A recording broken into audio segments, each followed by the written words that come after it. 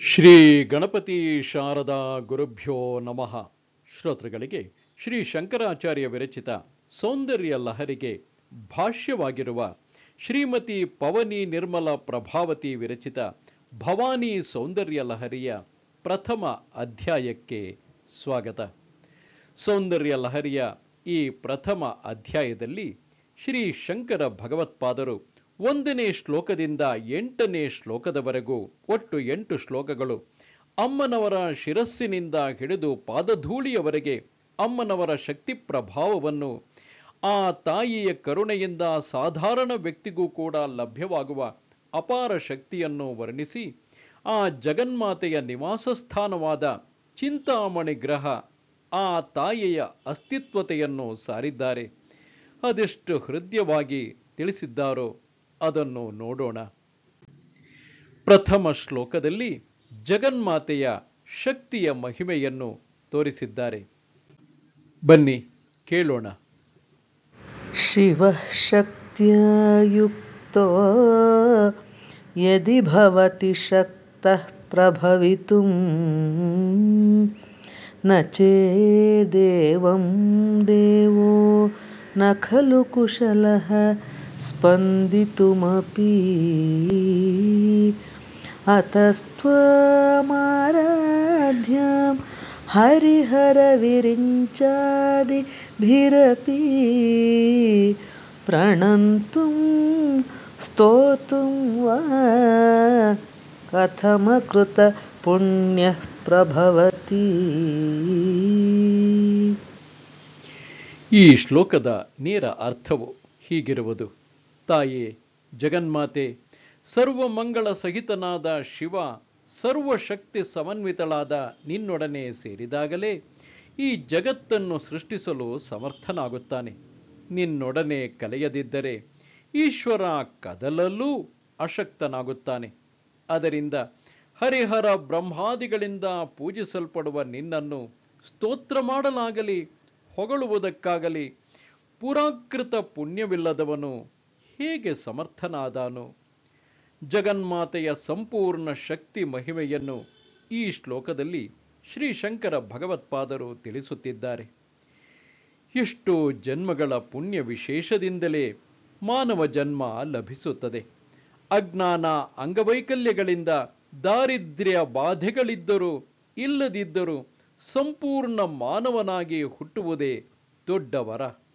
ಅಂತಹ ಮಾನವ ಜನ್ಮದಲ್ಲಿ ಸ್ವಲ್ಪ ಆಧ್ಯಾತ್ಮಿಕ ಜಿಜ್ಞಾಸೆ, ಗುರು ಸೇವೆ, ಗುರುಬೋಧೆಗಳನ್ನು ಲಭಿಸಿಕೊಳ್ಳುವುದು ದೊಡ್ಡ ಅದೃಷ್ಟವೇ.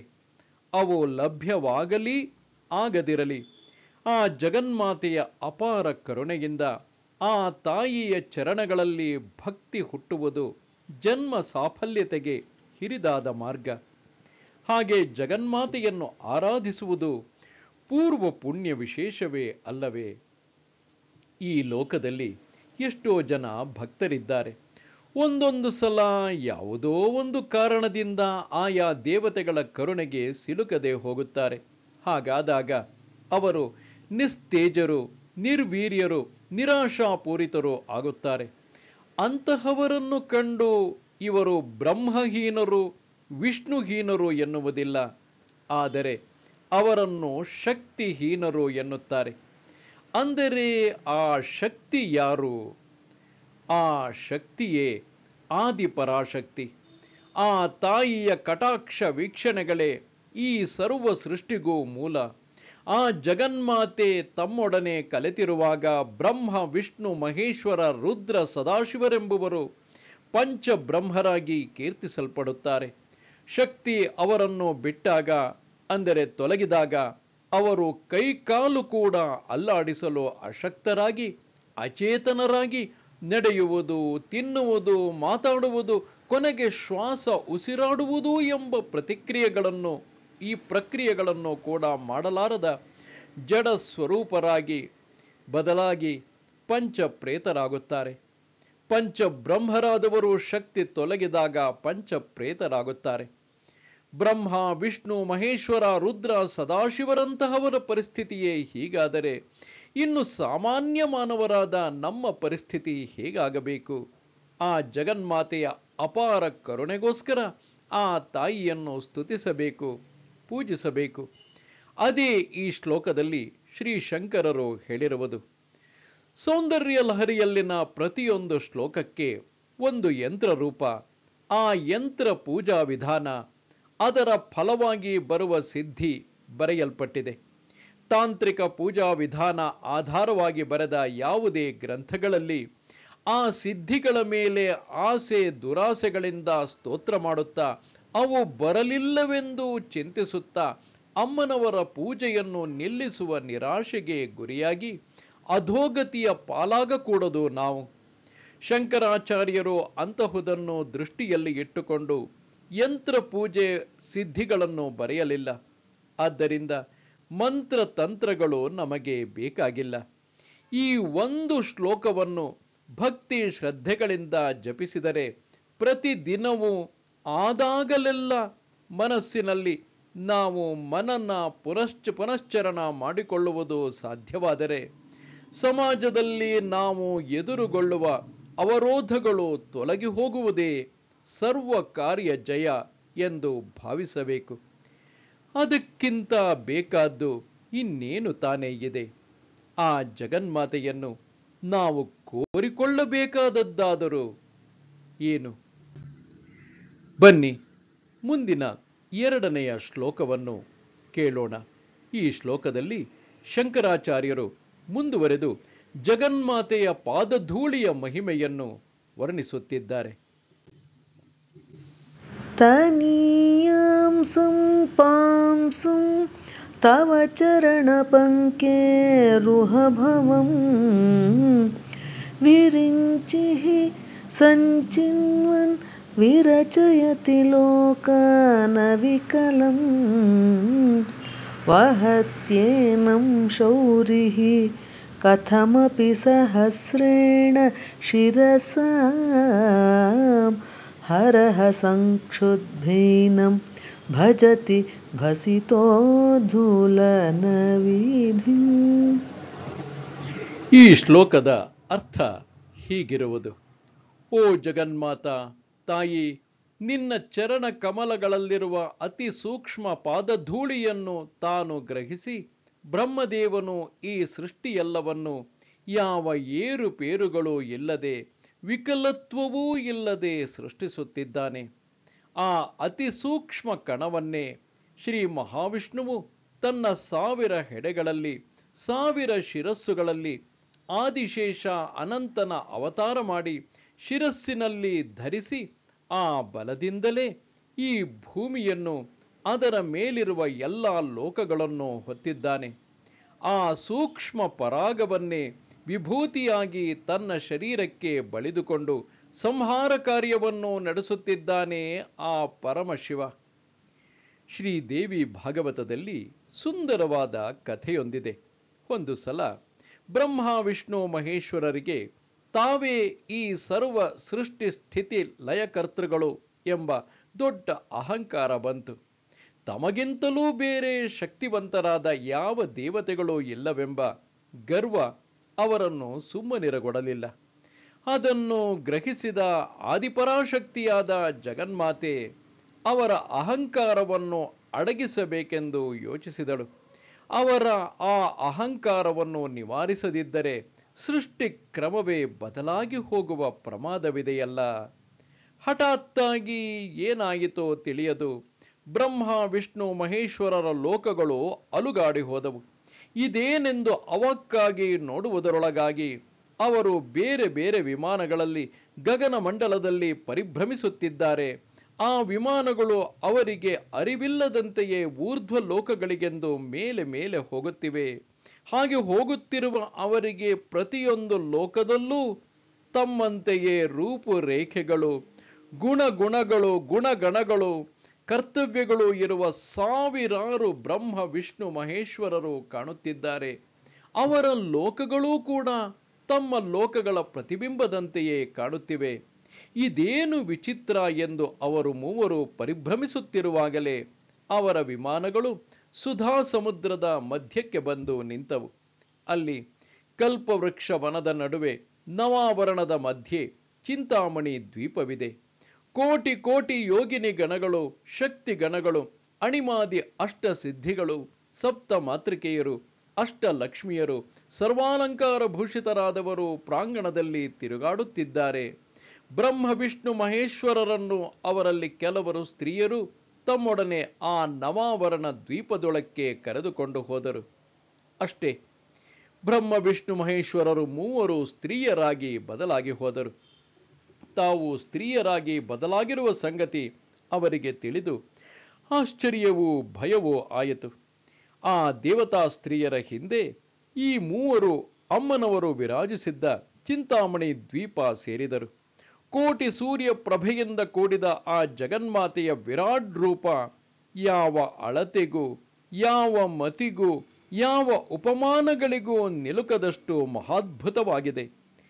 ಇವರು ಮೂವರು ಆ ಮಾತೆಗೆ ನಮಸ್ಕರಿಸಿದರು. ತಮ್ಮಗಳ ಈ ಪರಿಸ್ಥಿತಿಯೇನು ಎಂದು ಆವೇದನಾಶೀಲರಾಗಿ ಪ್ರಶ್ನಿಸಿದರು. ಆ ಜಗನ್ಮಾತೆ ಮುಗುಳು ನಗೆ ನಕ್ಕಳು. ಅಪಾರವಾದ ಬೆಳದಿಂಗಳು ಸುರಿದಂತೆ ಆಯಿತು ಆ ಮುಗುಳ್ನಗೆ. ಆ ದೇವಿಯ ಕರ್ಪೂರ ತಾಂಬೂಲದ ವಾಸನೆ ಆ ಪ್ರದೇಶವನ್ನೆಲ್ಲ ಆವರಿಸಿದೆ.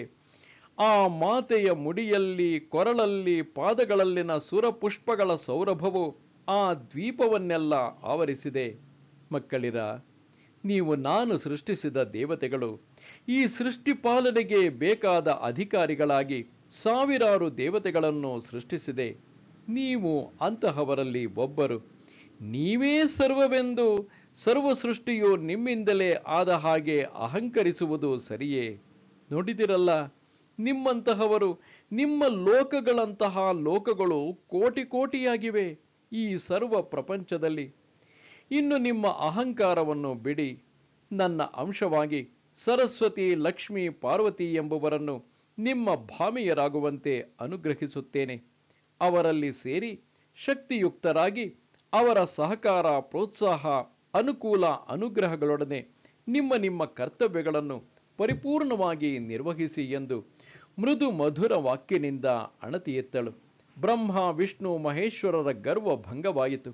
ಪರಾಶಕ್ತಿಯ ಶಕ್ತಿ ಮಹಿಮೆಯೊಡನೆ ಆ ಮಹಾತಾಯಿಯ ಪಾದರಜದ ಒಂದು ಕಣ ತಮ್ಮ ಮೇಲೆ ಪ್ರಸರಿಸಿದ್ದೇ ತಮ್ಮ ಶಕ್ತಿಗೆಲ್ಲ ಕಾರಣ ಎಂಬುದನ್ನು ಅವರು ಗ್ರಹಿಸಿದರು. ತಮ್ಮ ತಮ್ಮ ಗೃಹಿಣಿಯರು ಅಂದರೆ ಸರಸ್ವತಿ, ಲಕ್ಷ್ಮಿ, ಪಾರ್ವತಿಯರೊಡನೆ ತಮ್ಮ ತಮ್ಮ ವಿಮಾನಗಳ ಹತ್ತಿರ ಬಂದರು. ಶ್ರೀದೇವಿಯ ಅನುಗ್ರಹದಿಂದ ಅವರಿಗೆ ಮತ್ತೆ ಪುರುಷ ರೂಪಗಳು ಹಿಂತಿರುಗಿದವು. ದೇವಿಯ ಪಾದರಜ ಮಹಿಮೆ, ಶ್ರೀದೇವಿಯ ಶಕ್ತಿ ಮಹಿಮೆಯನ್ನು ಗ್ರಹಿಸಿದ ಅವರು ವಿನಮ್ರತೆಯಿಂದ ದೇವಿಯ ಸ್ತೋತ್ರ ಮಾಡಿ ತಮ್ಮ ತಮ್ಮ ವಿಮಾನಗಳನ್ನು ಅಧಿರೋಹಣ ಮಾಡಿ ಮೇರು ಪರ್ವತದ ಮೇಲಿಳಿದರು.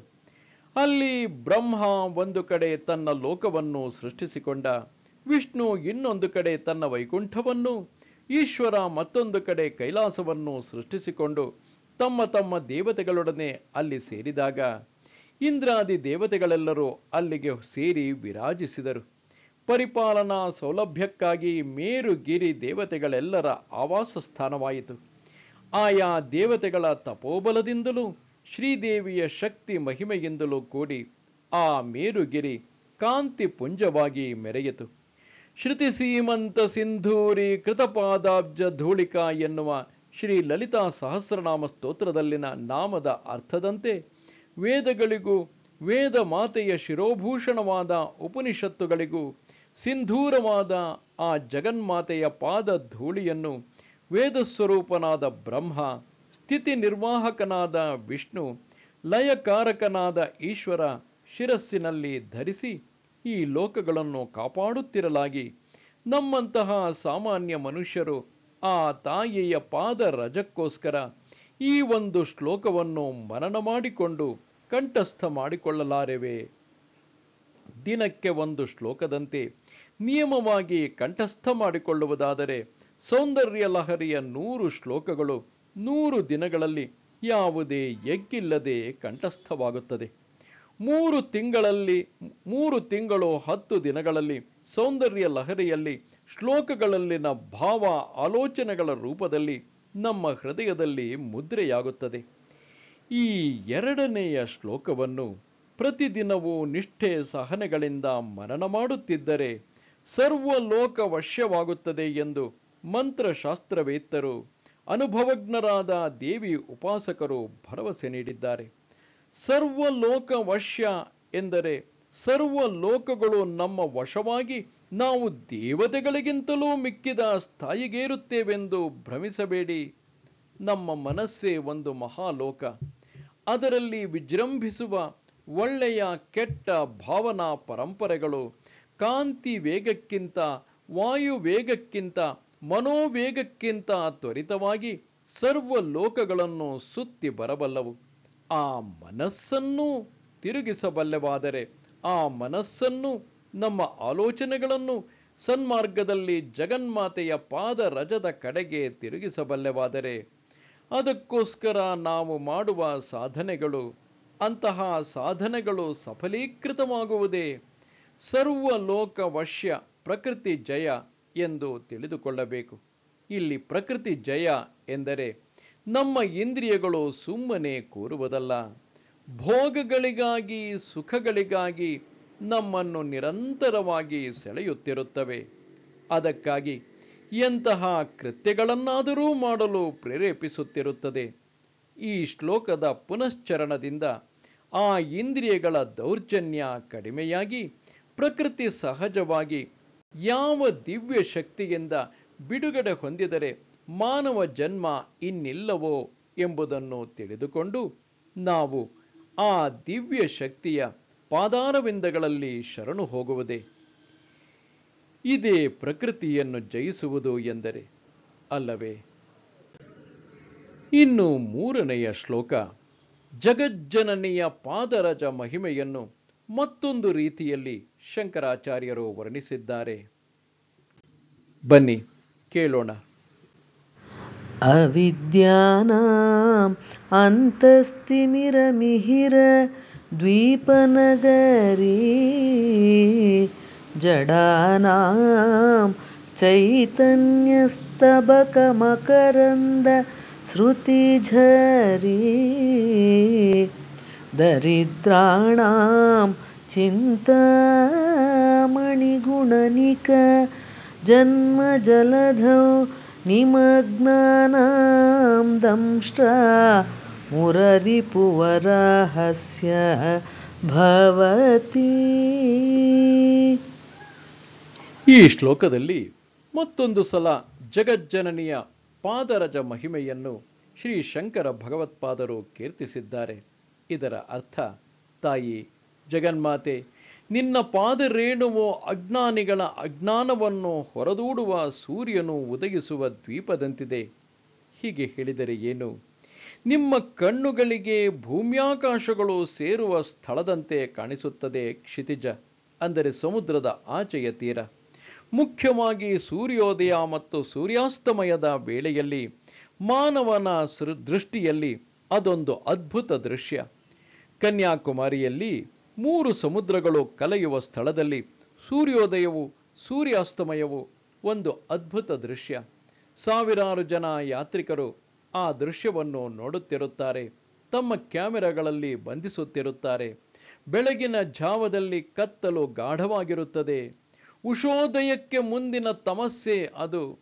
ಮಾನವನ ಹೃದಯ ಜೀವನದಲ್ಲೂ ಜ್ಞಾನೋದಯಕ್ಕೆ ಮುಂಚೆ ಅಜ್ಞಾನವೆಂಬ ತಮಸ್ಸು ಅವರವರ ಹೃದಯಗಳನ್ನು ಹೀಗೆಯೇ ಆವರಿಸಿಕೊಂಡಿರುತ್ತದೆ. ಉಷೋದಯಕ್ಕೆ ಮುಂಚೆ ಪೂರ್ವದಲ್ಲಿ ಆಕಾಶ ಕಿತ್ತಳೆಯ ಬಣ್ಣದ ಕಾಂತಿಯಲ್ಲಿ ಕಾಣಿಸುತ್ತದೆ. ಅರುಣ ವರ್ಣವೆಂದರೆ ಅದೇ. ಆ ಕಾಂತಿ ಪ್ರಾರಂಭವಾಗುವ ಪ್ರದೇಶವೇ ಸೂರ್ಯ ದ್ವೀಪ ಅಥವಾ ಮಿಹಿರ ದ್ವೀಪ ಎನ್ನುತ್ತಾರೆ ಮಹರ್ಷಿಗಳು. ಅಲ್ಲಿಂದಲೇ ಬೆಳಕಿನ ರೇಖೆಗಳು ಮೆಲ್ಲಗೆ ಪ್ರಸಾರವಾಗಲು ಪ್ರಾರಂಭಿಸುತ್ತವೆ. ಆ ಬೆಳಕಿನ ರೇಖೆಗಳ ಹಿಂದೆಯೇ ಸೂರ್ಯಬಿಂಬ ದರ್ಶನವಾಗುತ್ತದೆ. ಸೂರ್ಯನ ಸುತ್ತಲೂ ಕಾಂತಿ ರೇಖೆಗಳು ಅಗ್ನಿ ರೇಖೆಗಳಂತೆ ಪಸರಿಸಿ ದುರ್ನಿರೀಕ್ಷಿತವಾಗಿ ಬೆಳಗಿನ ಬೆಳಕು ಬಿಸಿಯಾಗಿ ತೀಕ್ಷ್ಣವಾಗಿ ಬಿಡುತ್ತದೆ. ಇನ್ನು ಕತ್ತಲಿಗೆಲ್ಲಿಯ ಜಾಗ? ಇದರಂತೆಯೇ ಅವಿದ್ಯೆಯಿಂದ ಕುತರ್ಕಗಳಿಂದ ಶ್ರೀದೇವಿಯ ಪೂಜಾದಿಗಳನ್ನು ಮರೆತವರಿಗೆ ಆ ತಾಯಿಯ ಪಾದ ರಜವು ಮಿಹಿರ ದ್ವೀಪ ನಗರ ಅಂದರೆ ಜ್ಞಾನ ಪ್ರಕಾಶ ಪ್ರಾರಂಭವಾದೊಡನೆಯೇ ಅವಿದ್ಯೆ ಅಜ್ಞಾನಗಳು ಓಡಿ ಹೋಗುತ್ತವೆ. ಆಲಸ್ಯ, ಮೂರ್ಖತ್ವ, ಹಠಮಾರಿತನ ಒಂದರಲ್ಲೊಂದು ಕಲೆತರೆ ಮಹಿಷ ಜಡತ್ವ ಸ್ಥಿತಿ ಮನುಷ್ಯ ಮಾನವರಿಗೆ ಬರುತ್ತದೆ. ಮಹಿಷಾಸುರ ತತ್ವವೇ ಇದು. ಮನುಷ್ಯರಲ್ಲಿ ಇಂತಹವರು ಜೊತೆಯವರನ್ನು ಹಿಂಸಿಸುತ್ತಾ ಕಂಟಕಿಗಳಾಗುತ್ತಾರೆ. ಅಂತಹ ಅಸುರಿ ಗುಣಗಳುಳ್ಳವರನ್ನು ಜಗನ್ಮಾತೆ ಚಂಡಿಯಾಗಿ ಮಹಿಷಾಸುರ ಮರ್ಧಿನಿಯಾಗಿ ಸರಿ ಮಾಡುತ್ತಾಳೆ. ಕೇವಲ ಪೂರ್ವಜನ್ಮ ಪಾಪಗಳಿಂದ, ಇತರರ ದುರ್ಬೋಧೆಗಳಿಂದ, ನಾಸ್ತಿಕವಾದ ಪ್ರಭಾವದಿಂದ ಜಡರಾದವರು ಕೆಲವರಿರುತ್ತಾರೆ. ಜಗನ್ಮಾತೆಯ ಪಾದ ರಜ ಅವರ ಮೇಲೆ ಅಣುವಿನಷ್ಟು ಪ್ರಸರಿಸಿದ ತಕ್ಷಣವೇ ಜ್ಞಾನವೆಂಬ ಮಕರಂದವನ್ನು ಸುರಿಸುವ ಪ್ರವಾಹವಾಗಿ ಬದಲಾಗುತ್ತದೆ. ಚೈತನ್ಯ ಪರಿವರ್ತನೆಗೆ ಮೂಲವಾಗುತ್ತದೆ. ಜಡತ್ವ ಬಿಟ್ಟು ಜ್ಞಾನದೆಡೆಗೆ ಹೆಜ್ಜೆ ಹಾಕುತ್ತಾರೆ ಅವರು, ಆ ತಾಯಿಯ ಅಪಾರ ಕರುಣೆಯಿಂದ. ಇನ್ನು ದರಿದ್ರರು, ದಾರಿದ್ರ್ಯ ಅನೇಕ ರೀತಿಯದು. ಹಣವಿಲ್ಲದುದೇ ದಾರಿದ್ರ್ಯವಲ್ಲ. ಬುದ್ಧಿಹೀನತೆ, ದುಷ್ಟ ಸಂತಾನ, ದುಷ್ಟ ಭಾರ್ಯೆ, ವ್ಯಸನಾಪರನಾದ ಗಂಡ, ಅಂಗಹೀನತೆ, ಅಜ್ಞಾನದ ಮೊಂಡುವಾದಗಳು, ಮಿತಿಮೀರಿದ ಮಾತಿನ ಧೋರಣೆ, ಇವೆಲ್ಲವೂ ಅಂತಹವೇ. ಇನ್ನೂ ಎಷ್ಟೋ ದಾರಿದ್ರ್ಯಗಳಿವೆ ಲೋಕದಲ್ಲಿ. ಅವುಗಳನ್ನು ಅನುಭವಿಸುವವರಿಗೆ ಅದು ತಿಳಿಯುವುದು.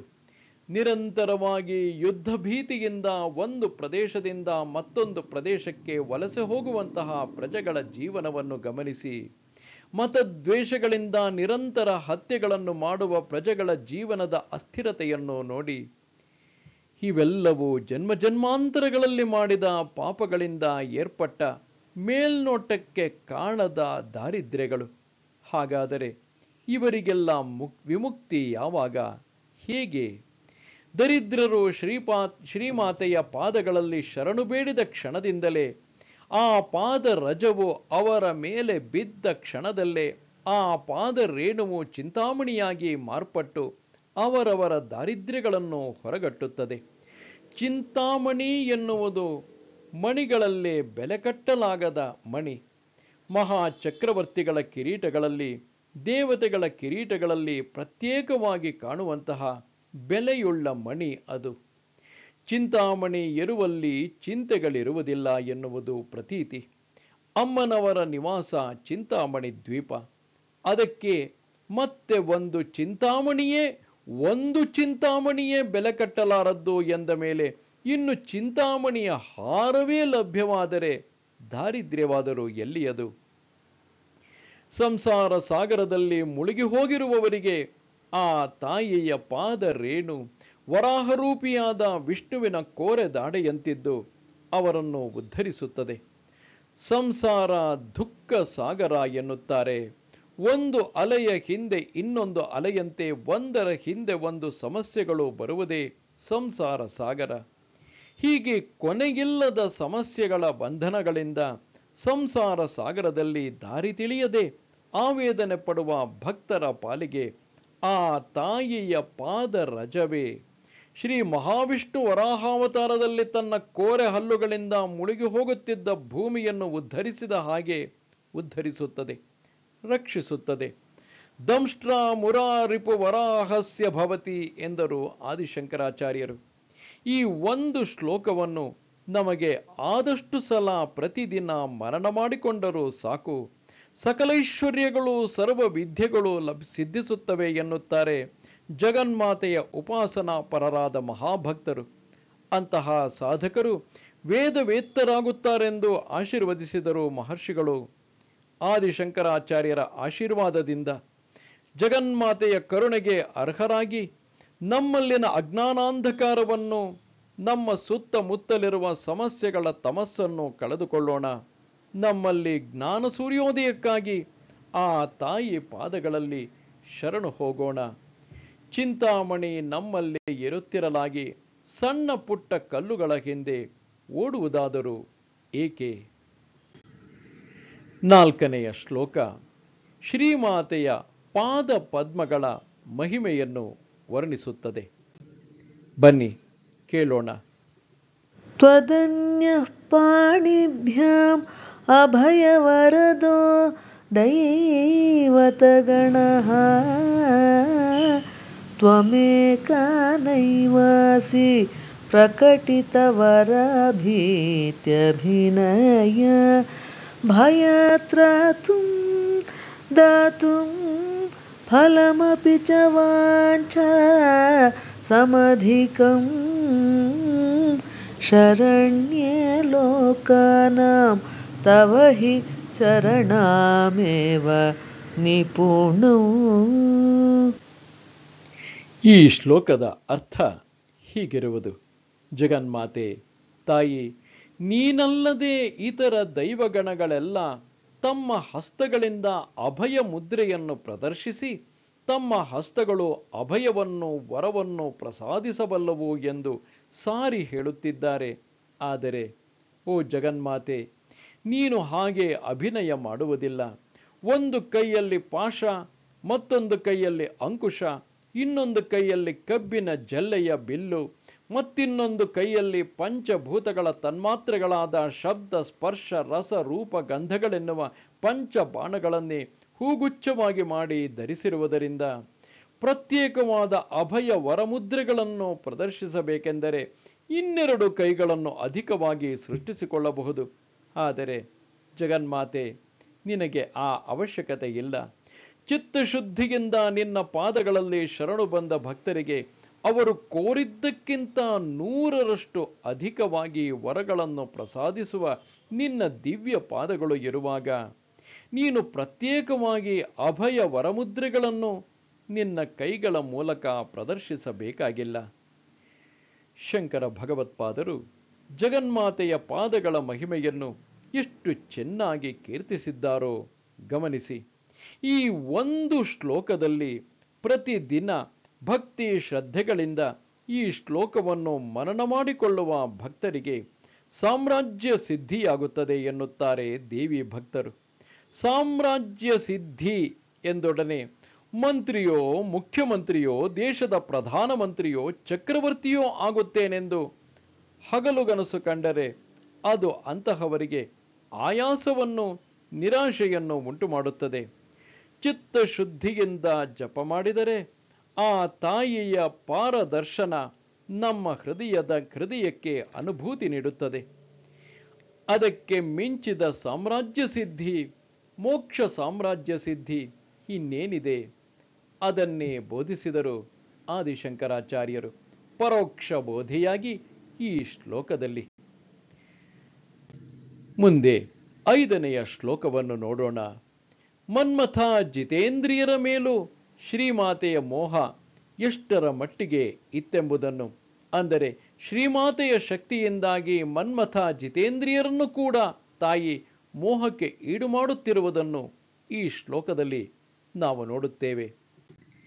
ಬನ್ನಿ ಕೇಳೋಣ. ಹರಿಸ್ತ್ವಾಮಾರಾಧ್ಯ ಪ್ರಣತ ಜನ ಸೌಭಾಗ್ಯ ಜನನೀ ಪುರಾನಾರೀ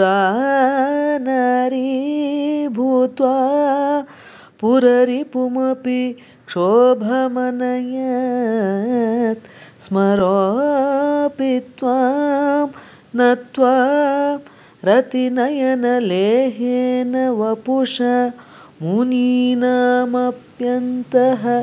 ಪ್ರಭವತಿ ಮೋಹಾಯ ಮಹತಾಂ. ಈ ಶ್ಲೋಕದ ಅರ್ಥ ಹೀಗಿರುವುದು: ಪ್ರಣತ ಜನ ಸೌಭಾಗ್ಯ ಜನನಿ, ಅಂದರೆ ಮನಸ, ವಾಚ, ಕರ್ಮಣ ಶರಣಾಗತಿ ಭಾವದಿಂದ ನಮಸ್ಕರಿಸುವ ಭಕ್ತರಿಗೆ ಎಣೆಯಿಲ್ಲದ ಸೌಭಾಗ್ಯಗಳನ್ನು ಕೊಡುವ ತಾಯಿ.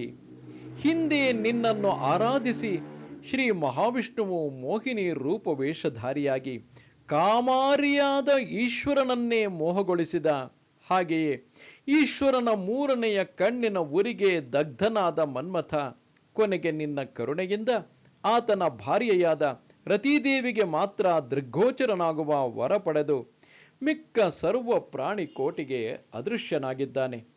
ಆದರೂ ದೇಹವಿಲ್ಲದ ಮನ್ಮಥ ಜಿತೇಂದ್ರಿಯರಾದ ಮಹರ್ಷಿಗಳ ಹೃದಯಗಳನ್ನು ಕೂಡ ಒಮ್ಮೊಮ್ಮೆ ಮೋಹಿಸುವಂತೆ ಮಾಡುತ್ತಿದ್ದಾನೆ. ಇದು ನಿನ್ನ ಅಪಾರ ಶಕ್ತಿ ಮಹಿಮೆಯೇ ಅಲ್ಲವೇ ತಾಯಿ? ಈ ಶ್ಲೋಕದಲ್ಲಿ ಶ್ರೀ ಶಂಕರ ಭಗವತ್ಪಾದರು ಕ್ಷೀರಸಾಗರ ಮಥನದ ಕಥೆಯಲ್ಲಿ ಎಲ್ಲರಿಗೂ ತಿಳಿದಿರುವ ಶ್ರೀ ಮಹಾವಿಷ್ಣುವು ಮೋಹಿನಿ ರೂಪನಾಗಿ ಅಸುರರನ್ನು ಮೋಹಗೊಳಿಸಿದ ಘಟ್ಟವನ್ನು ಮಾತ್ರವಲ್ಲದೆ ಇನ್ನೊಂದು ಕಥೆಯನ್ನು ಗುರುತಿಗಾಗಿ ತರುತ್ತಿದ್ದಾರೆ. ಆ ಮೋಹಿನಿ ಅವತಾರವನ್ನು ಕೇಳಿದ ಈಶ್ವರ ವಿಷ್ಣುಮೂರ್ತಿಯನ್ನು, ನಿನ್ನ ಮೋಹಿನಿ ಅವತಾರವನ್ನು ತೋರಿಸು, ನೋಡಬೇಕೆಂದು ಬಹಳ ಕುತೂಹಲವಾಗುತ್ತಿದೆ ಎಂದ. ಅದಕ್ಕೆ ವಿಷ್ಣುವು ನಕ್ಕು, ಬೇಡ, ಅದು ಅಸುರರಿಗೋಸ್ಕರ ತೋರಿಸಿದ ತಾಮಸ ಗುಣದ ಅತಿ ಕಾಮ ಪ್ರವರ್ತನೆ. ಆ ಅವತಾರ ಲಕ್ಷಣ, ಆ ತಾಮಸ ಅವತಾರ ಯೋಗೇಶ್ವರನಾದ ನಿನಗೆ ತೋರಿಸುವುದೇಕೆ ಎಂದು ತಿಳಿ ಹೇಳಿದ. ಈಶ್ವರ ಅದನ್ನು ಕೇಳಿಸಿಕೊಳ್ಳದೆ, ನಾನು ಕಾಮಾರಿ, ನನಗೆ ಯಾವ ವಿಕಾರವೂ ಆಗುವುದಿಲ್ಲ, ಆ ಮೋಹಿನಿ ರೂಪವನ್ನು ತೋರಿಸು ಎಂದ. ಆಗಲಿ, ಮತ್ತೊಮ್ಮೆ ಎಂದಾದರೂ ತೋರಿಸುತ್ತೇನೆ ಎಂದ ವಿಷ್ಣು. ಇದು ನಡೆದ ಸ್ವಲ್ಪ ಕಾಲಕ್ಕೆ ಒಂದು ದಿನ ಕೈಲಾಸ ಪರ್ವತದ ತಪ್ಪಲಲ್ಲಿ ವಿಹರಿಸುತ್ತಿದ್ದ ಈಶ್ವರನಿಗೆ ಹಠಾತ್ತಾಗಿ ಒಬ್ಬಳು ಅತಿ ಲೋಕ ಸೌಂದರ್ಯವತಿ ಕಾಣಿಸಿದಳು. ಆಕೆಯ ಅದ್ಭುತ ಸೌಂದರ್ಯಕ್ಕೆ ಮುಗ್ಧನಾದ ಶಿವ ಮೋಹ ಪರವಶನಾಗಿ ಆಕೆಯ ಹಿಂದೆ ಬಿದ್ದ. ತಾನು ಕಾಮಾರಿ ಎಂಬ ವಿಷಯವನ್ನೇ ಮರೆತು ಸಾಮಾನ್ಯನ ಹಾಗೆ ಪ್ರವರ್ತಿಸಿದ. ಕೊನೆಗೆ ಆ ಸುಂದರಿಯನ್ನು ದಕ್ಕಿಸಿಕೊಂಡ. ಆದರೆ ಆ ಸುಂದರಿ ವಿಷ್ಣುಮೂರ್ತಿಯಾಗಿ ಬದಲಾಗಿ ಹೇಳಿದರೆ ಕೇಳಲಿಲ್ಲ ಅಲ್ಲವೇ ಎಂದು ನಗುತ್ತಾ ಈಶ್ವರನಿಗೆ ನಾಚಿಕೆಯಾಯಿತು. ಅಂತಹ ಸಮ್ಮೋಹನ ಶಕ್ತಿ ಎಲ್ಲಿಂದ ಬಂತು ವಿಷ್ಣುವಿಗೆ? ಕೇವಲ ಯೋಗಮಾಯೆಯಾದ ಜಗನ್ಮಾತೆಯನ್ನು ಆರಾಧಿಸಿ ಪಡೆದ ಶಕ್ತಿಯೇ ಅದು. ಶ್ರೀವಿದ್ಯೆಯ ತ್ರಿಪುರ ಸುಂದರಿ ಪ್ರಸ್ತಾರ ಭೇದ ಎನ್ನುವ ವಿದ್ಯೆಯಲ್ಲಿ ಒಂದು ಪ್ರಸ್ತಾರಕ್ಕೆ ವಿಷ್ಣುವು ಋಷಿ. ಋಷಿ ಎಂದರೆ ಮಂತ್ರದೃಷ್ಟ. ಮಂತ್ರ ಸ್ವರೂಪವನ್ನು ಅಮೂಲಾಗ್ರವಾಗಿ ದರ್ಶಿಸಿದ ಮಹಾತ್ಮನೇ ಋಷಿ. ತ್ರಿಪುರ ಸುಂದರಿಯ ಕರುಣಾ ಕಟಾಕ್ಷವನ್ನು ಪರಿಪೂರ್ಣವಾಗಿ ಹೊಂದಿದವನಾದ್ದರಿಂದ ಮೋಹಿನಿ ಅವತಾರದಲ್ಲಿ ತಾಮಸಿಕರಾದ ರಾಕ್ಷಸರನ್ನು ಮೋಹಗೊಳಿಸುವುದೇ ಅಲ್ಲದೆ ಮಹಾಯೋಗೇಶ್ವರನಾದ ಈಶ್ವರನನ್ನು ಕೂಡ ಮೋಹಗೊಳಿಸಲು ಸಾಧ್ಯವಾಯಿತು ವಿಷ್ಣುವಿಗೆ.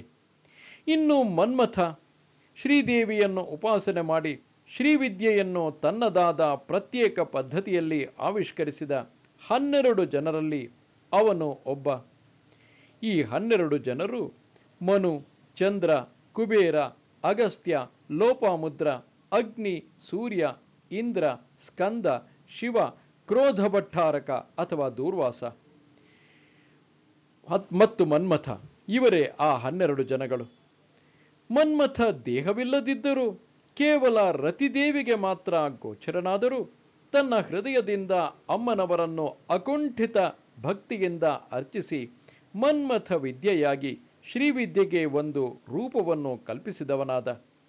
ಆ ಅಮ್ಮನವರ ಕಟಾಕ್ಷದಿಂದ ಜಿತೇಂದ್ರಿಯರಾದ ಮುನಿಗಳನ್ನೂ ಕೂಡ ಮೋಹಗೊಳಿಸುವಂತಹ ಶಕ್ತಿವಂತನಾದ ಮನ್ಮಥನ ಆ ಶಕ್ತಿ ಇಲ್ಲದೆ ಹೋಗಿದ್ದರೆ ಈ ಸೃಷ್ಟಿಯಲ್ಲಿ ಇಷ್ಟು ಕೋಟಿ ಜೀವರಾಶಿಗಳು ಇರುತ್ತಿರಲಿಲ್ಲ ಅಲ್ಲವೇ? ಈ ಶ್ಲೋಕವನ್ನು ಜಪಿಸಿದರೆ ಪುರುಷ ವಶ್ಯ ಆಗುತ್ತದೆ. ಇಲ್ಲಿ ಪುರುಷ ವಶ್ಯ ಎಂದರೇನು? ಪ್ರತಿ ಮಾನವ ಶರೀರದಲ್ಲೂ ಸ್ತ್ರೀ ಪುರುಷ ಶಕ್ತಿಗಳು ಸಮವಾಗಿ ಅಂತರ್ಲೀನವಾಗಿ ಇವೆ. ಇದೇ ಸೂಕ್ಷ್ಮವಾಗಿ ಅರ್ಧನಾರೀಶ್ವರ ತತ್ವ ಎಂದರೆ ಬಹಳ ಮೃದು ಸ್ವಭಾವದ ಹೆಂಗಸರೂ ಕೂಡ ಒಂದೊಂದು ಸಲ ಸಿಂಹದಂತೆ ವರ್ತಿಸುತ್ತಾರೆ.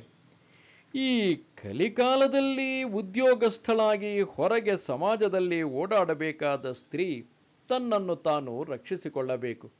ಈ ಶ್ಲೋಕದ ಮನನದಿಂದ ಆಕೆಯಲ್ಲಿ ನಿಕ್ಷಿಪ್ತವಾಗಿರುವ ಪುರುಷ ತತ್ವ ಕಾಣಿಸಿಕೊಂಡು ಧೈರ್ಯ, ಸಮಸ್ಯೆಗಳನ್ನು ಎದುರಿಸಲು ಸ್ಥೈರ್ಯ, ಅಗತ್ಯವಾದರೆ ಸಮಾಜಕ್ಕೆ ಎದುರು ನಿಲ್ಲಬಲ್ಲ ಆತ್ಮವಿಶ್ವಾಸ, ಹೋರಾಟದ ಸಾಮರ್ಥ್ಯಗಳಿಂದ ಕೂಡಿ ಆ ಪುರುಷ ತತ್ವವನ್ನು ಅವಲಂಬಿಸಿ ಜಟಿಲವಾದ ಸಮಸ್ಯೆಗಳನ್ನು ತಾನೇ ಪರಿಷ್ಕರಿಸಿಕೊಳ್ಳಬಲ್ಲವಳಾಗುತ್ತಾಳೆ. ಇಂದಿನ ಸ್ತ್ರೀಯರಿಗೆ ಇದು ಅವಶ್ಯಕ. ವರದಕ್ಷಿಣೆಯ ಹಿಂಸೆಗಳಿಂದ ಹಿಡಿದು ಉದ್ಯೋಗದಲ್ಲಿನ ಹಿಂಸೆಗಳವರೆಗೂ ಸ್ತ್ರೀಯಾಗಿಯೂ ಪುರುಷನಾಗಿಯೂ ಬದಲಾಗಬೇಕು. ಇದೇ ಪುರುಷ ವಶ್ಯವೆಂದರೆ. ಅಷ್ಟೇ ಹೊರತಾಗಿ ದಾರಿಯಲ್ಲಿ ಹೋಗುವ ಗಂಡಸರೆಲ್ಲ ಈ ಶ್ಲೋಕ ಜಪದ ಮಹಿಮೆಯಿಂದ ವಶರಾಗುತ್ತಾರೆಂದು ಭ್ರಮೆಪಟ್ಟರೆ ಅದಕ್ಕೆ ಮಿಂಚಿದ ಅಜ್ಞಾನ ಇನ್ನೊಂದಿಲ್ಲ. ಹಾಗೆಯೇ ಸೌಂದರ್ಯ ಲಹರಿಯಲ್ಲಿನ ಈ ಶ್ಲೋಕವನ್ನು ಜಪಿಸಿ ತನ್ನ ಭಾರ್ಯೆ ಯಾವುದೋ ಪರಪುರುಷನನ್ನು ವಶಪಡಿಸಿಕೊಳ್ಳುತ್ತಿದ್ದಾಳೆ ಎಂದು ಕೆಲವರು ಗಂಡಂದಿರು ಅನುಮಾನ ಪಡಲು ಮೊದಲಾದರೆ ಸಂಸಾರಗಳು ನರಕಪ್ರಾಯವಾಗುತ್ತವೆ. ಪ್ರತಿಯೊಂದು ಕೆಲಸ, ಪೂಜೆ, ಸ್ತೋತ್ರಗಳಿಗೆ ಸದರ್ಥ ಸದಾಶಯಗಳು ಇರುತ್ತವೆಯೇ ಹೊರತು ಕೆಟ್ಟ ಅರ್ಥಗಳನ್ನು ತೆಗೆದುಕೊಳ್ಳದಿರುವುದು ಒಳ್ಳೆಯದು. ಪ್ರತಿಯೊಬ್ಬ ಮಹರ್ಷಿ ಮಹಾನುಭಾವರು ಹೇಳಿರುವ ತಮ್ಮ ಅನುಭೂತಿ ಸಾರವಾದ ಮಂತ್ರಗಳು, ಶ್ಲೋಕಗಳಲ್ಲಿ ಅಕ್ಷರಗಳು ಬೀಜಾಕ್ಷರಗಳಾಗಿ ಸೇರಿ ಹೋಗುತ್ತವೆ. ಆದಿಶಂಕರಾಚಾರ್ಯರ ಕವಿತ್ವಕ್ಕೆ ಆ ದಿವ್ಯತ್ವ ಮಹಿಮೆಗಳಿವೆ. ಆ ಶ್ಲೋಕಗಳಲ್ಲಿ ನಿಕ್ಷಿಪ್ತವಾಗಿರುವ ಬೀಜಾಕ್ಷರ ಸಮಾನವಾದ ಅಕ್ಷರ ಸಮಾಮ್ನಾಯ ಮನನದಿಂದ ನಮ್ಮಲ್ಲಿನ ಅಜ್ಞಾನ ನಶಿಸಿ ಸುಜ್ಞಾನದ ಕಾಂತಿ ಬೆಳಗುತ್ತದೆ. ಆ ಜ್ಞಾನ ತೇಜಸ್ಸು ಎದುರಿನವರ ಆಧ್ಯಾತ್ಮಿಕ ತೇಜಸ್ಸನ್ನು ಆಕರ್ಷಿಸುತ್ತದೆ. ಇದು ಪುರುಷ ವಶ್ಯ ಎಂದರೆ. ಅಷ್ಟೇ ಹೊರತು ನಮ್ಮ ಶರೀರಾಕರ್ಷಣೆ ಅಲ್ಲವೇ ಅಲ್ಲ. ಮುಂದಿನ 6ನೆಯ ಶ್ಲೋಕದಲ್ಲಿ ಜಗನ್ಮಾತೆಯ ಅಪಾರ ದಯಾ ಮಹಿಮೆಯನ್ನು ಶಂಕರಾಚಾರ್ಯರು ಬಿಂಬಿಸಿದ್ದಾರೆ. ಬನ್ನಿ ಕೇಳೋಣ. ಅನುಃ ಪೌಷ್ಪಂ ಮೌರ್ವಿ ಮಧುಕರಮಯೀ ಪಂಚವಿಶಿಖಾಃ ವಸಂತಃ ಸಾಮಂತೋ ಮಲಯ ಮರುಧ ಯೋಧನರಥಾಃ ತಥಾಪ್ಯೇಕ ಸರ್ವಂ ಹಿಮಗಿರಿಸುತೆ ಕಾಮಪಿ ಕೃಪಾಂ ಅಪಾಂಗಾಂತೆ ಲಬ್ಧ್ವಾ ಜಗದಿದಮನಂಗೋ ವಿಜಯತೆ. ಈ ಶ್ಲೋಕದ ಅರ್ಥ ಹೀಗಿರುವುದು. ಓ ಹಿಮಗಿರಿಸುತೆ, ತಾಯಿ ಜಗನ್ಮಾತಾ, ಮನ್ಮಥನ ಬಿಲ್ಲು ಪುಷ್ಪಗಳಿಂದ ಮಾಡಲ್ಪಟ್ಟಿದೆ. ಭ್ರಮರಗಳ ಹಿಂಡು ಹುರಿ. ಈ ಭ್ರಮರಗಳು ಸ್ಥಿರವಾಗಿರುತ್ತವೆಯೇ? ಇಲ್ಲ. ಬಾಣಗಳು 5 ಮಾತ್ರ. ಮಲೆಯ ಪರ್ವತದಲ್ಲಿ ಹುಟ್ಟಿದ ಸುಳಿಗಾಳಿ ಯಾವಾಗಲೂ ಇರುವುದಿಲ್ಲ. ಯಾವಾಗಲೋ ಒಮ್ಮೆಯಲ್ಲದೆ ಸುಯಿಗುಟ್ಟಿ ಬರುವುದಿಲ್ಲ. ಬಂದರೂ ತಾಪಹಾರಿಯಾಗಿ ಬೀಸುವುದಿಲ್ಲ. ಇದು ಆ ಕಾಮನ ರಥ. ವಸಂತ ಅಂದರೆ ಒಂದು ಋತುಕಾಲ ಸ್ವರೂಪ. 6 ಋತುಗಳಲ್ಲಿ ಒಂದು. ವರ್ಷದಲ್ಲಿ 1 ಸಲ ಮಾತ್ರ ಬರುತ್ತದೆ. ಈ ವಸಂತ ಮನ್ಮಥನ ಮಂತ್ರಿ.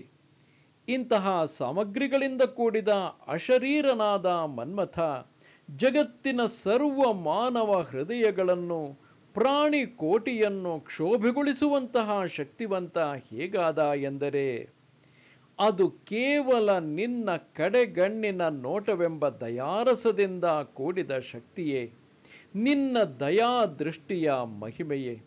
ಈ ರೀತಿಯಾಗಿ ಈ ಶ್ಲೋಕದಲ್ಲಿ ಶ್ರೀ ಶಂಕರ ಭಗವತ್ಪಾದರು ಅಮ್ಮನವರ ಅಪಾಂಗ ವೀಕ್ಷಣ ಅಂದರೆ ಕಡೆಗಣ್ಣಿನ ನೋಟದ ಮಹಿಮೆಯನ್ನು ಅದ್ಭುತವಾಗಿ ವರ್ಣಿಸಿದ್ದಾರೆ. ಅರ್ಚಿತ ಎನ್ನುವುದು ಮನ್ಮಥನ ಲೋಕ. ಪೌಂಡ್ರ ಎನ್ನುವುದು ಮನ್ಮಥನ ಬಿಲ್ಲಿನ ಹೆಸರು. ಉನ್ಮಾದ, ತಾಪನ, ಶೋಷಣ, ಸ್ತಂಭನ, ಸಮೋಹ ಎಂಬುವು ಮನ್ಮಥನ ಪಂಚಬಾಣಗಳು. ಪುಷ್ಪ ಬಾಣಗಳು 5: ಅರವಿಂದ, ಅಶೋಕ, ಚ್ಯೂತ, ನವಮಲ್ಲಿಕ, ನೀಲೋತ್ಪಲ.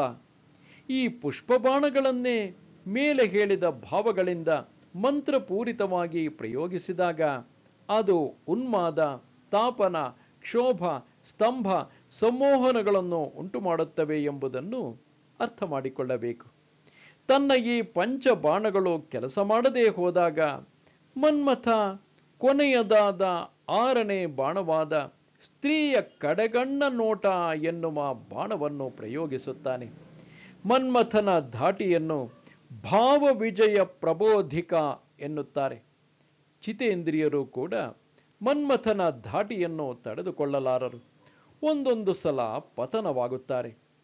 ಅದೇ ಮನ್ಮಥನು ಆಶಿಸುವ ಭಾವ ವಿಜಯ.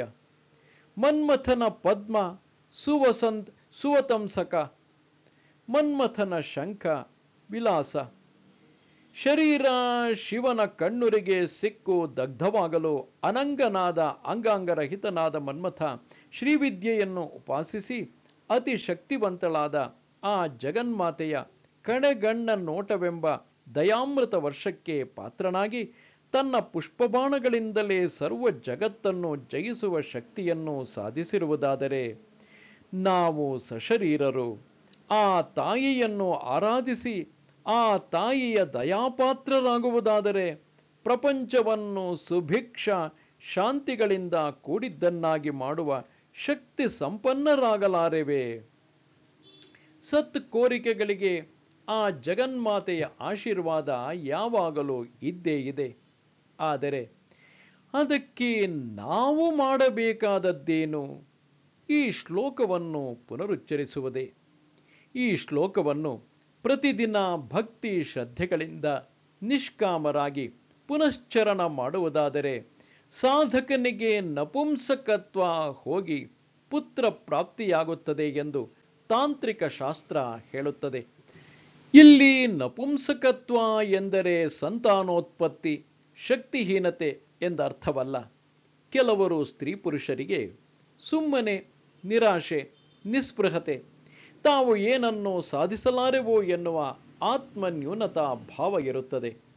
ಅವರು ಹುಟ್ಟಿ ಬೆಳೆದ ವಾತಾವರಣದ ಪ್ರಭಾವವೋ, ಅವರು ಎದುರಿಸಿದ ಜೀವನದ ಕಹಿ ಅನುಭವಗಳೋ, ಅನುಭವಿಸಿದ ಸೋಲುಗಳೋ, ಎದುರುಗೊಂಡ ಅವಮಾನಗಳೋ ಏನಾದರೂ ಕಾರಣವಿರಲಿ, ಅವರ ಹೃದಯದಲ್ಲಿ ತಾವು ಎಂದಿಗೂ ಕೆಲಸಕ್ಕೆ ಬಾರದವರಾಗಿ ಯಾವ ಕೆಲಸವನ್ನು ಮಾಡಲಾರವು ಎಂಬುದಾಗಿ ಒಂದು ತರಹೆಯ ಇನ್ಫೀರಿಯಾರಿಟಿ ಕಾಂಪ್ಲೆಕ್ಸ್ ಉಂಟಾಗುತ್ತದೆ. ಅತಿ ಭಾರ್ಯ ವಿಧೇಯರು, ಪತಿಯೆಂದರೆ ಭಯಪಟ್ಟು ನಡುಗುವ ಸ್ತ್ರೀಯರು, ಅತ್ತೆ ಮನೆಯವರ ಧಾರ್ಷ್ಟಿಕಕ್ಕೆ ಗುರಿಯಾದ ಹೆಂಗಸರು, ತಾಯಿ ಇಲ್ಲದ ಮಕ್ಕಳು, ಅನಾಥರು ಮೊದಲಾದವರು ಇಂತಹ ಭಾವಗಳಿಗೆ ಗುರಿಯಾಗುತ್ತಿರುತ್ತಾರೆ. ಅಂತಹವರಿಗೆ ಈ ಶ್ಲೋಕದ ಪುರಶ್ಚರಣ, ಅಂದರೆ ಅರ್ಥೈಸಿಕೊಂಡು ಶ್ರದ್ಧಾಭಕ್ತಿಗಳಿಂದ ಮಾಡಿದ ಪುರಶ್ಚರಣ, ಆತ್ಮವಿಶ್ವಾಸವನ್ನು ನೀಡಿ ತಾವು ಯಾವುದೇ ಕೆಲಸವನ್ನಾದರೂ ಮಾಡಬಲ್ಲೆವು ಎಂಬ ಧೈರ್ಯವನ್ನು ನೀಡುತ್ತದೆ. ವಿಜಯವನ್ನು ಸಾಧಿಸುತ್ತಾರೆ. ತಾವು ಒಳ್ಳೆಯದನ್ನು ಮಾಡಬೇಕೆನ್ನುವ ಒಂದು ಭಾವವೇ ಒಳ್ಳೆಯದನ್ನು ಮಾಡಬೇಕೆನ್ನುವ ಒಂದು ಭಾವವೇ ಪುತ್ರ ಪ್ರಾಪ್ತಿ ಅಲ್ಲವೇ? ಮುಂದಿನ 7ನೆಯ ಶ್ಲೋಕವನ್ನು ನೋಡೋಣ. ಈ ಶ್ಲೋಕದಲ್ಲಿ ದೇವಿಯ ಸ್ವರೂಪ ವರ್ಣನೆಯನ್ನು ಶಂಕರಾಚಾರ್ಯರು ಮಾಡಿದ್ದಾರೆ. ಬನ್ನಿ ಕೇಳೋಣ. ಕ್ವಣತ್ಕಾಂಚೀದಾಮ ಕರಿಕಲಭಕುಂಭಸ್ತನನತಾ ಪರೀಕ್ಷೀಣ ಮಧ್ಯೆ ಪರಿಣತ ಶರಚ್ಚಂದ್ರವದನ ಧನುರ್ಬಾಣಾನ್ ಪಾಶಂ ಶೃಣಿಮಪಿ ದಧಾನ ಕರತಲೈ ಪುರಸ್ತಾದಾಸ್ತಾಂ ನಃ ಪುರಮಥಿತುರಾಹೋ ಪುರುಷಿಕಾ. ಈ ಶ್ಲೋಕದ ಅರ್ಥ ಹೀಗಿರುವುದು. ಕೊಣ ಕೊಣವೆಂದು ಲಯಬದ್ಧವಾಗಿ ಧ್ವನಿಗೈಯುವ ಕಿರುಗೆಜ್ಜೆಗಳ ಮರಿ ಆನೆಯ ಕುಂಭಸ್ಥಳದಂತಹ ಕುಚಗಳ ಭಾರದಿಂದ ಸ್ವಲ್ಪ ಮುಂದಕ್ಕೆ ಬಾಗಿದ ಸಣ್ಣ ನಡುವುಳ್ಳ, ಶರತ್ಕಾಲದ ಪೂರ್ಣ ಚಂದ್ರ ಬಿಂಬದಂಥ ಮುಖವುಳ್ಳ, ಕಬ್ಬಿನ ಬಿಲ್ಲು, ಪುಷ್ಪ ಬಾಣ, ಪಾಶ, ಅಂಕುಶಗಳು ವರಸೆಯಾಗಿ 4 ಕೈಗಳಲ್ಲಿ ಧರಿಸಿ ತ್ರಿಪುರಗಳನ್ನು ಮೆಟ್ಟಿದ ತ್ರಿಪುರಾಂತಕನಾದ ಪರಮಶಿವನ ಅಹಂಕಾರ ರೂಪಿಣಿಯಾದ ಭಗವತಿ ನಮ್ಮೆದುರು ಸಾಕ್ಷಾತ್ಕರಿಸಲಿ. ನಮ್ಮೆಲ್ಲರ ಭಾವನೆಯಲ್ಲಿ ಆ ಜಗನ್ಮಾತೆ ಭವಾನಿಯಾಗಿ, ತ್ರಿಪುರ ಸುಂದರಿಯಾಗಿ, ಸರ್ವ ವಿಜಯಗಳಿಗೂ ಹಿಂದಿರುವ ಅಹಂಕಾರ ಶಕ್ತಿರೂಪಿ ಲಲಿತೆಯಾಗಿ ಸಾಕ್ಷಾತ್ಕರಿಸುವುದಕ್ಕೆ ಶ್ರೀ ಭಗವತ್ಪಾದರು ತಾನು ದರ್ಶಿಸಿದ ಆ ಜಗನ್ಮಾತೆಯ ರೂಪವನ್ನು ತಮ್ಮ ಹೃದಯದೊಳಗೆ ಸಾಕ್ಷಾತ್ಕರಿಸಲೋಸುಗ ಈ ಶ್ಲೋಕ ಹೇಳಿದ್ದಾರೆ ಎನಿಸುತ್ತದೆ ಅಲ್ಲವೇ? ಏಕೆಂದರೆ ಅವರೇ ತಮ್ಮ ಭವಾನಿ ಭುಜಂಗ ಪ್ರಯಾತ ಸ್ತೋತ್ರದಲ್ಲಿ ಕ್ವಣತ್ಕಿಂಕಿಣಿ ನೂಪುರೋದ್ಭಾಸಿ ರತ್ನ ಪ್ರಭಾಲೀಡ ಲಾಕ್ಷಾದ್ರಣಪಾದ ಪಾದಾಬ್ಜಯುಗ್ಮಂ ಅಜೇಷಾಚ್ಯುತಾಚ್ಯುತಾಧ್ಯೈಃ ಸುರೈ ಸೇವ್ಯಮಾನಂ ಮಹಾದೇವಿ ಮನ್ಮೂರ್ಧ್ನಿ ತೇ ಭಾವಯಾಮಿ ಎಂದು ಸ್ತೋತ್ರ ಮಾಡಿದ್ದಾರೆ.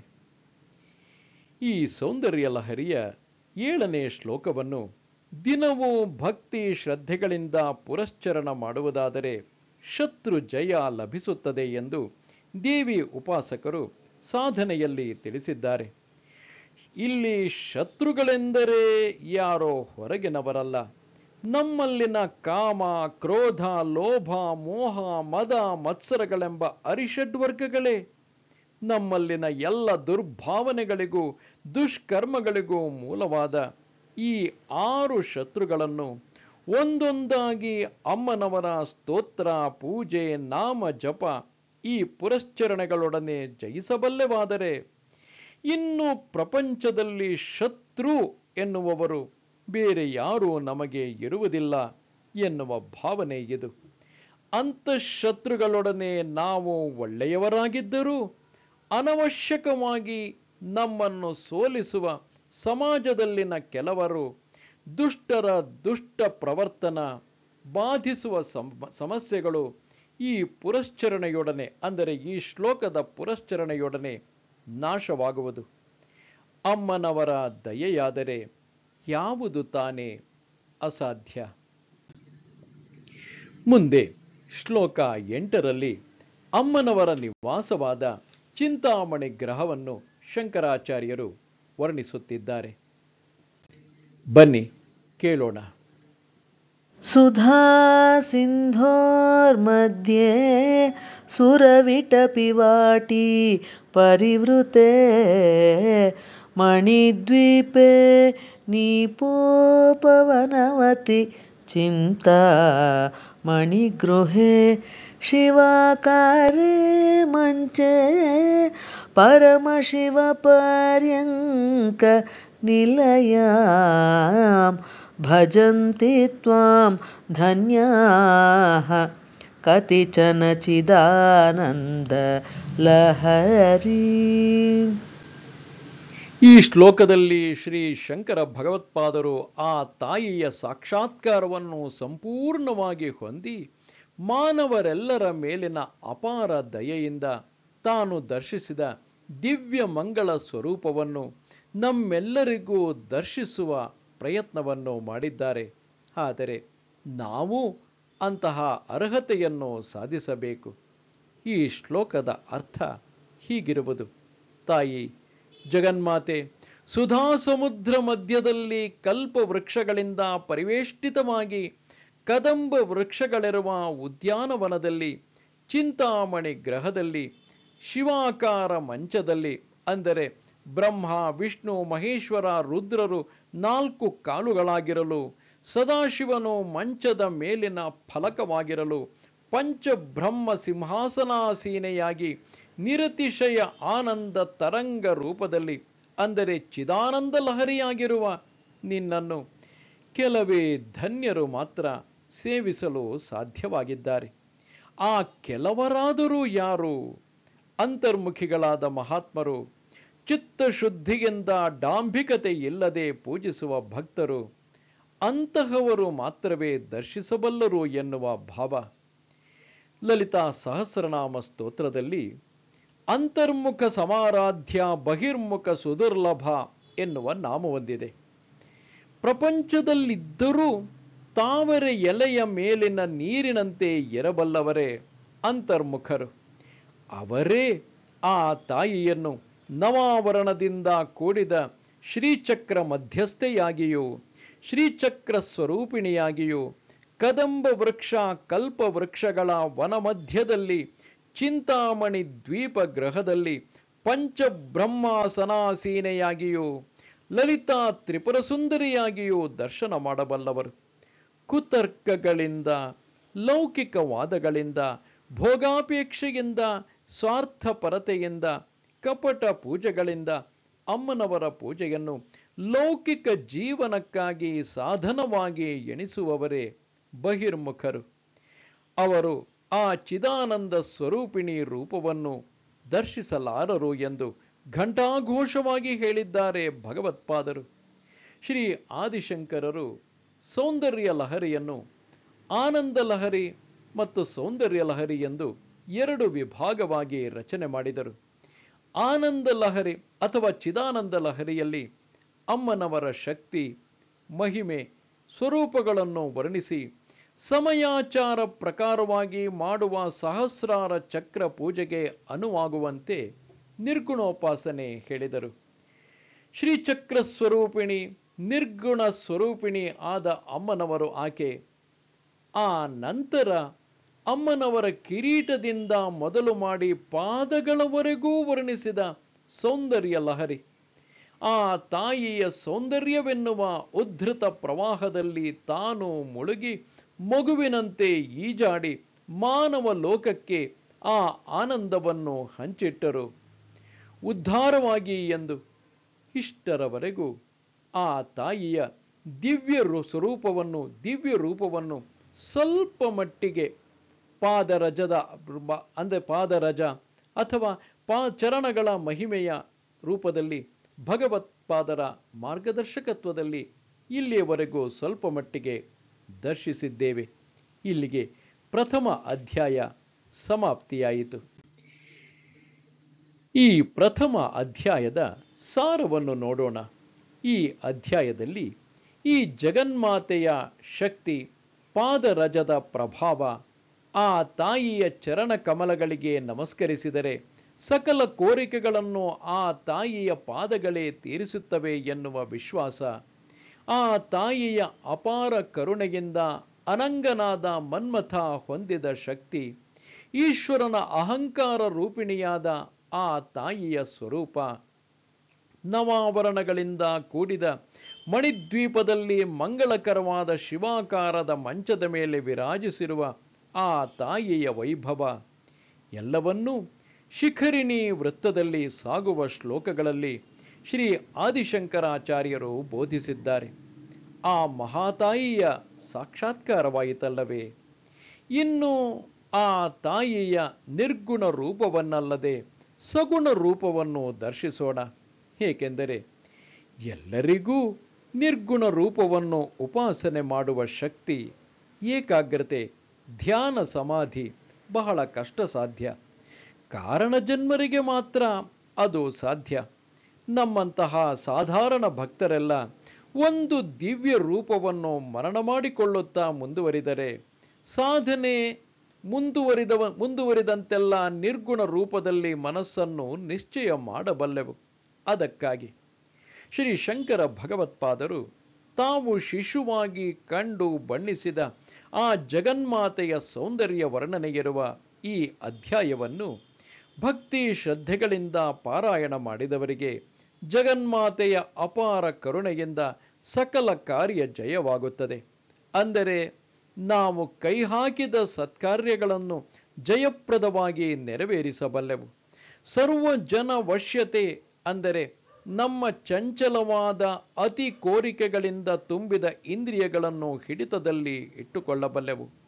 ವೇದ ಜ್ಞಾನ, ಮೋಕ್ಷ, ಸಾಮ್ರಾಜ್ಯ ಸಿದ್ಧಿ, ಸಕಲ ಜನ ಸಂಮೋಹನ ಅಂದರೆ ದೈವಿ ತೇಜಸ್ಸು ನಮ್ಮಲ್ಲಿ ಉಂಟಾಗಿ ಆಧ್ಯಾತ್ಮಿಕವಾಗಿ ಬೇರೆಯವರಿಗೆ ಮಾರ್ಗದರ್ಶನ ಮಾಡಬಲ್ಲ ಶಕ್ತಿ, ಸದ್ಭಾವನೆಗಳು, ಸದಾಲೋಚನೆಗಳು, ಸದಾಶಯಗಳು, ಸನ್ಮಾರ್ಗ, ಮಾನಸಿಕ ಆಲೋಚನೆಗಳ ಸತ್ಸೃಷ್ಟಿ, ಆತ್ಮನ್ಯೂನತಾ ಭಾವ, ನೈರಾಶ್ಯ, ನಿಸ್ಪೃಹೆಗಳಿಂದ ಹೊರಬಂದು ಆತ್ಮವಿಶ್ವಾಸದಿಂದ ಮುಂದುವರಿಯುವಿಕೆ, ನಮ್ಮ ಅನೇಕ ಸಮಸ್ಯೆಗಳ ಬಂಧನದಿಂದ ಮುಕ್ತಿ, ಅಂತಃಶತ್ರುಗಳಿಂದ ರಕ್ಷಣೆ ಮುಂತಾದುವೆಲ್ಲ ಸರಿಗೂಡುತ್ತವೆ. ಆದರೆ ಪ್ರತಿ ಶ್ಲೋಕಕ್ಕೂ ಒಂದು ಯಂತ್ರ ಪೂಜಾ ವಿಧಾನ, ಸಿದ್ಧಿಗಳು ಇವೆ ತಾಂತ್ರಿಕ ಗ್ರಂಥಗಳಲ್ಲಿ. ಅದು ಯಾರು ಸಾಧಿಸಿ ಫಲ ಹೊಂದಿದ್ದಾರೋ ತಿಳಿಯದು. ಸಿದ್ಧಿಗಳ ಆಸೆಯಿಂದ ಜಗದ್ಗುರುಗಳು ಬೋಧಿಸಲಿಲ್ಲ. ಅವನ್ನು ತಾಂತ್ರಿಕವಾದಿಗಳು, ವಾಮಾಚಾರಿಗಳು ಹೆಚ್ಚಾಗಿ ಪ್ರಚಾರಕ್ಕೆ ತಂದಂತೆ ಕಾಣುತ್ತದೆ. ಆದ್ದರಿಂದ ಸಿದ್ಧಿಗಳ ಆಸೆಯಿಂದ ಪೂಜೆಗಳನ್ನು ಮಾಡುವುದು ಸ್ವಾರ್ಥ ವ್ಯಾಪಾರ ಧೋರಣೆಯಾಗುತ್ತದೆ. ಅದು ಒಳ್ಳೆಯದಲ್ಲ.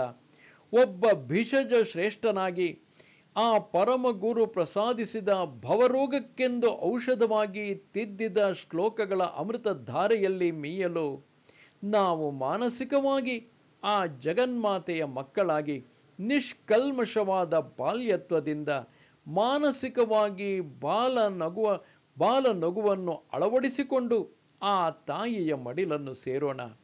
ಎಷ್ಟು ಜನ್ಮಗಳಿಗೋ ಅಂತಹ ಅವಕಾಶ ಲಭಿಸುವುದು. ಈ ಜನ್ಮದಲ್ಲೇ ನಮ್ಮ ಭಾವನೆಗಳಲ್ಲೇ ಭವಾನಿ ದೇವಿಯನ್ನು ದರ್ಶಿಸುವ ಸಾಧನೆ ಪ್ರಯತ್ನ ಮಾಡೋಣ. ನಮಸ್ತೆ ಶಾರದೆ ದೇವಿ ಕಾಶ್ಮೀರ ಪುರವಾಸಿನಿ ತ್ವಾಮಹಂ ಪ್ರಾರ್ಥೆಯೇ ನಿತ್ಯಂ ವಿದ್ಯಾದಾನಂಚ ದೇಹಿಮೆ. ನಮಸ್ಕಾರ.